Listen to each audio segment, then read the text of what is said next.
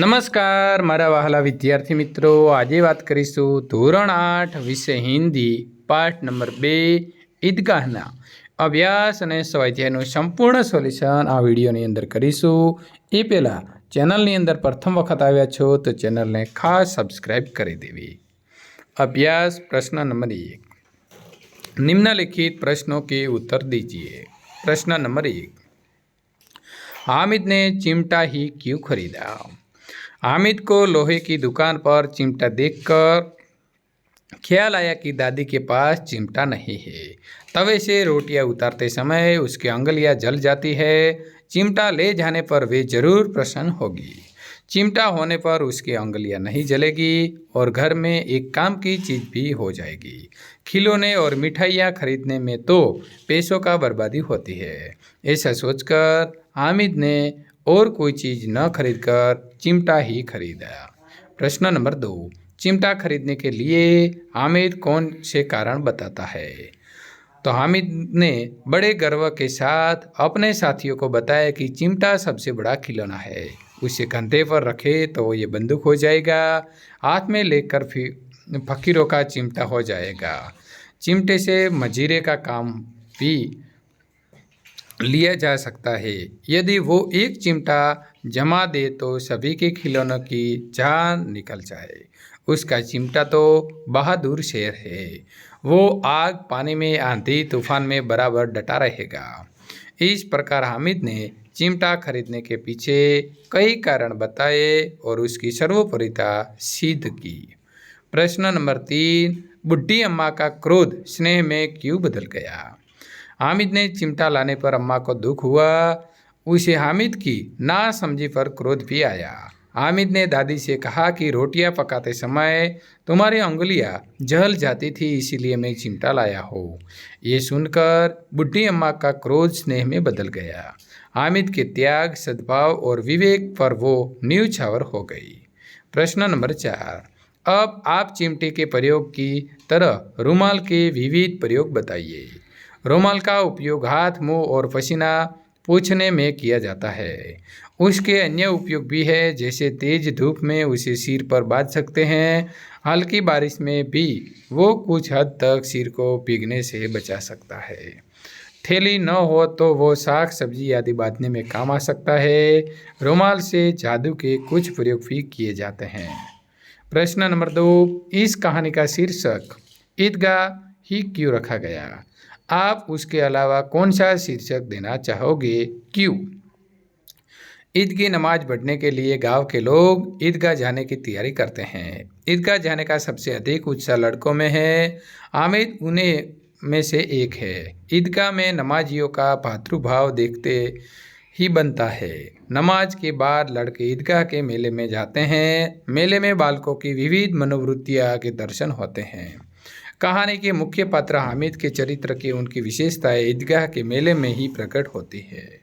इस प्रकार कहानी की मुख्य प्रवृत्तियों का केंद्र ईदगाह होने से इस कहानी का शीर्षक ईदगाह रखा गया है।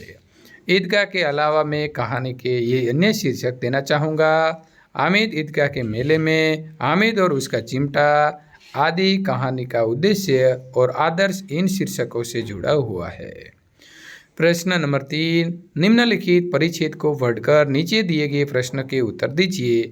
विद्यार्थी मित्रों, आप अपने पाठ्य पुस्तक में से ये फकरा पढ़ सकते हैं, तो आप ये देख सकते हैं। उसके लिखने का आपको कोई ज़रूरत नहीं है। पहला प्रश्न आएगा, ऐतिहासिक ग्रंथों में परोपकार के कौन कौन से उदाहरण मिलते हैं? तो ऐतिहासिक ग्रंथों में परोपकार के कई उदाहरण मिलते हैं। महर्षि दधीचि ने मानव कल्याण तथा असुरों के विनाश के लिए अपना शरीर त्याग दिया था। राजा शिबी ने अपने अंग का दान देकर एक कबूतर के प्राण बचाए थे।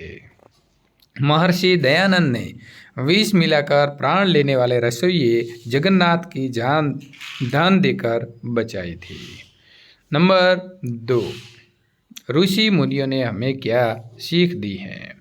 ऋषि मुनियों ने हमें सीख दी है कि निराश्रितों, बेघरों को आश्रय दो, दीन दुखियों और वृद्धों की शारीरिक तथा आर्थिक मदद करो, भूखों को भोजन कराओ और यदि आप विद्वान हो तो विद्या का प्रचार करो। प्रश्न नंबर 3, देश एवं समाज की उन्नति किस प्रकार होगी? यदि सभी लोग अपने सामर्थ्य और शक्ति के अनुसार परोपकार करते रहे तो देश और समाज की उन्नति होगी। विलोम शब्द लिखिए, आश्रित और अवंती। तो आश्रित तो आश्रित, अवंती तो उन्नति। प्रश्न नंबर 5, परिच्छेद के आधार पर अपने साथियों से पूछने के लिए 3 प्रश्न बनाइए। भारतीय समाज में युगों से क्या प्रवाहित होती रहती है? तो परोपकार की गंगा। सभी धर्मों का मूल क्या है और परोपकार के लिए लोग क्या क्या करते हैं? इस परिच्छेद को उचित शीर्षक दीजिए। तो परोपकार की महिमा। प्रश्न नंबर 4, तुम भी हामिद की तरह किसी न किसी मेले में गए होंगे। वहाँ तुमने क्या क्या खरीदा और क्यों? दिसंबर के आखिरी हफ्ते में हमारे यहाँ से कुछ दूर भवानी मंदिर के पास मेला लगता है। उसे भवानी मेला कहते हैं।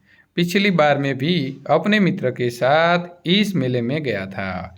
मेले में तरह तरह की चीज़ों की दुकान थी। समझ में नहीं आ रहा था कि क्या लो क्या न लो। मेरे पास ज़्यादा रुपये नहीं थे, इसीलिए सोचा कि ज़रूरत की चीज़ें ही लूँ। मेरे पास लिखने के लिए अच्छा पेन नहीं था।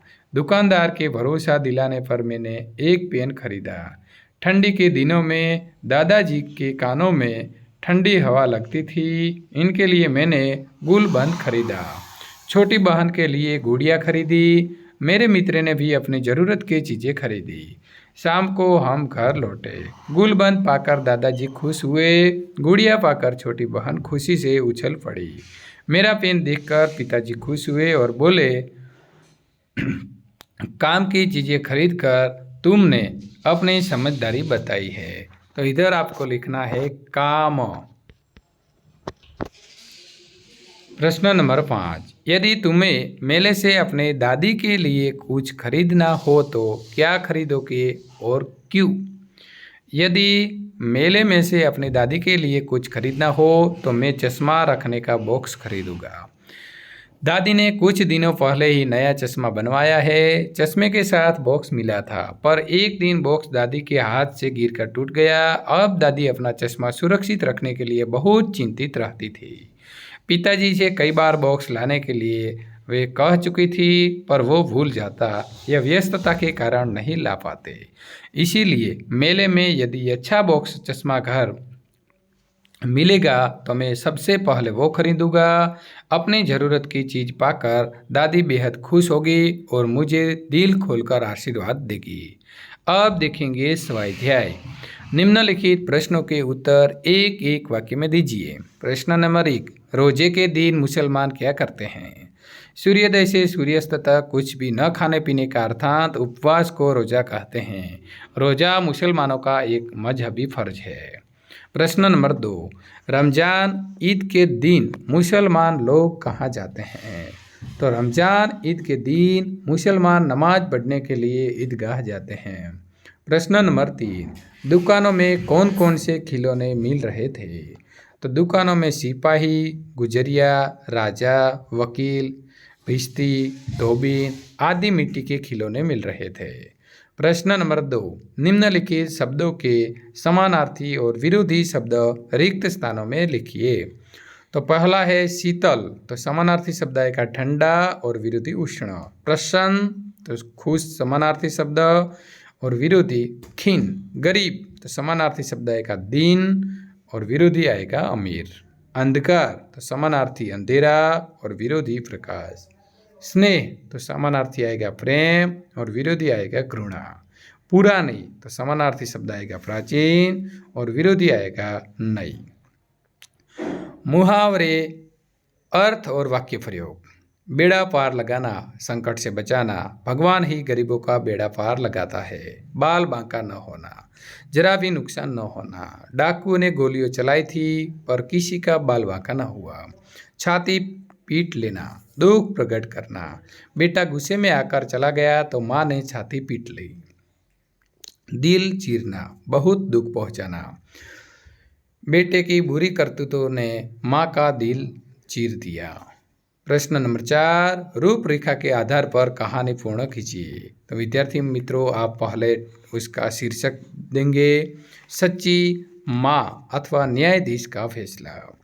किसी नगर में 2 स्त्रियां पास पड़ोस में रहती थी। उनमें एक स्त्री बड़ी चालाक और झगड़ालू थी।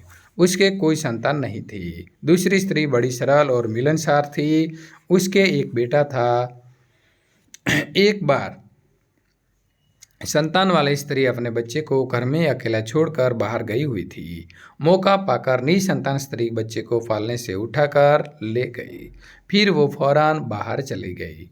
बच्चे के गुम हो जाने पर बच्चे की माँ बहुत दुखी हुई।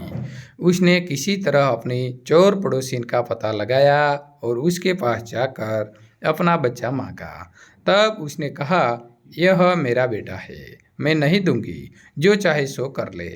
दोनों में खूब झगड़ा हुआ। तब लोगों ने उन्हें न्यायालय में जाकर झगड़े का निपटारा करने की सलाह दी। आखिर दोनों स्त्रियां न्यायाधीश के पास पहुंची। बच्चे पर दोनों का एक सा दावा देखकर न्यायाधीश ने अपने कर्मचारी को आदेश दिया, इस बच्चे के 2 बराबर टुकड़े करो और एक एक दोनों स्त्रियों को दे दो। न्यायाधीश का फैसला सुनकर निस्तान स्त्री तो चुप रही, पर बच्चे की माँ रोकर कहने लगी, हुजूर, आप बच्चे को मारिए मत, चाहे तो उसे ही सौंप दीजिए। इस तरह मेरा बेटा जीवित तो रहेगा। चतुर न्यायाधीश फौरन समझ गया कि दोनों में सच्ची माँ कौन है। उसने सच्ची माता को उसका बच्चा सौंप देने और निसंतान स्त्री को हिरासत में लेने का हुक्म दिया। सीख, आखिर सत्य की ही विजय होती है। प्रश्न नंबर 5, निम्नलिखित अपूर्ण कहानी को अपने शब्द में पूर्ण कीजिए। मौसम में ठंडक बढ़ने लगी थी। माँ सोचने लगी कि इस साल ढेर सारे स्वेटर बनाकर बेचने हैं, जिसमें अंकित की 10वीं कक्षा की फीस और पढ़ाई का खर्च निकालना जा सके। अंकित के पापा नहीं थे, एक बड़ी बहन थी। अंकित अपने घर में समृद्धि लाने के लिए प्रतिदिन सोचता रहता था। गर्मी की छुट्टियां थी। अंकित अपने मामा के घर मुंबई आया हुआ था। इन दिनों टीवी पर कौन बनेगा करोड़पति कार्यक्रम चल रहा था। मामा के प्रोत्साहन और सहायता से अंकित ने केबीसी के संचालकों से संपर्क किया। भाग्य ने उसका साथ दिया और एक दिन उसे कार्यक्रम की हॉट सीट पर बैठने का मौका मिल गया।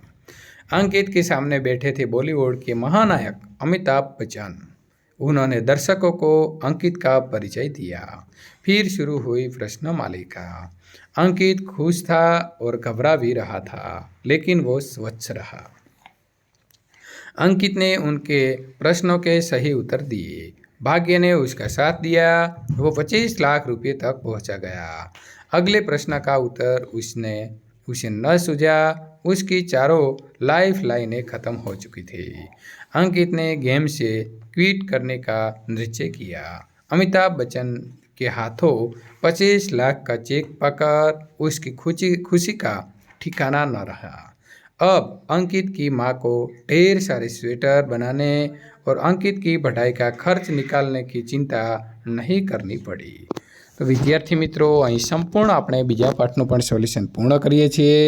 વિદ્યાર્થી મિત્રો, તમારા તમામ પાઠોનું સોલ્યુશન મેળવવા માટે અમારી ચેનલને સબસ્ક્રાઈબ કરી ડિસ્ક્રિપ્શનની અંદર આપેલી એપ્લિકેશનની જે લિંક છે એના ઉપર મિત્રો ક્લિક કરીને ત્યાંથી તમે મેળવી શકો છો।